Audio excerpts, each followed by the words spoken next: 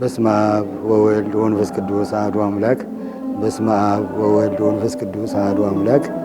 በስመ አብ ወወልድ ወመንፈስ ቅዱስ አሐዱ አምላክ። ሰላም ስድራ እግዚአብሔር አብ ዘለኹሞ ሰላም እግዚአብሔር ምስ ኩላትኩም ይኹን። ንሕና የሕዋትኩም ስነ ጥበባውያን ምስ ናይ ሕብረት ማሕበር ናይ ስላሴ ብምዃን ፍሉይ መደብ ኣዳሊናልኩም ኣለና። ናይዚ ፍሉይ መደብ ተሳተፍቲ ክትኮኑ ድማ ብኽብሪ ንዕድመኩም።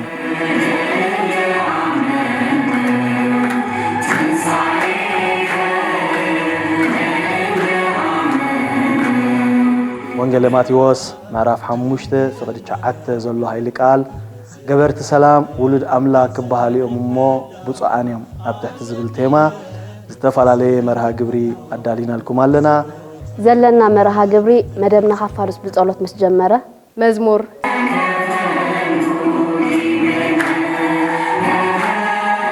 ድራማ በል ንስኻ ተዘናግዕኻ أنا غانا بتوم كالوت قوات كار خيدمو كمن نورا مالك أب صغير حزن شنكت كون اليوم كانت يتكزع من فوقها كتفلك عنك سنة صحف نجرجن أزكان تكسات كان زينو تني بارو لسيمو تنسل أراد كارنك إبلغني كمون قال هيوت سبكت استجنقت نفسي زرقاق قال እግዚአብሔር ምንም እንኳን እግዚአብሔር ተሕዘናዮ ንሕና ጠፊና ንክንተርፍ ግን እግዚአብሔር በፍጹም አይደልን እዩ ከምኡውን ናይ ሓባር መዝሙርን ኣብ መጨረሻ ድማ ናይ ሓባር ወረብ ስለ ዘለና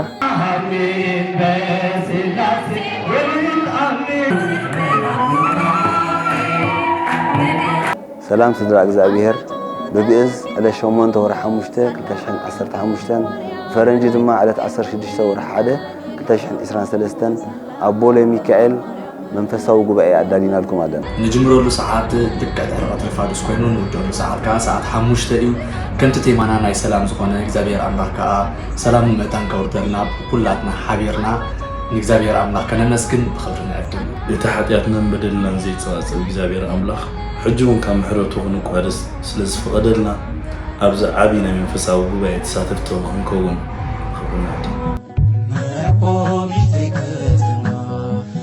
ሰላም ዝነብረላ ድንግል ማርያም ተኽልት ስላለይ ልበይ ዘዕርፈላ ኣለኒ ኢለ እንትዝምክሖ ጸሎት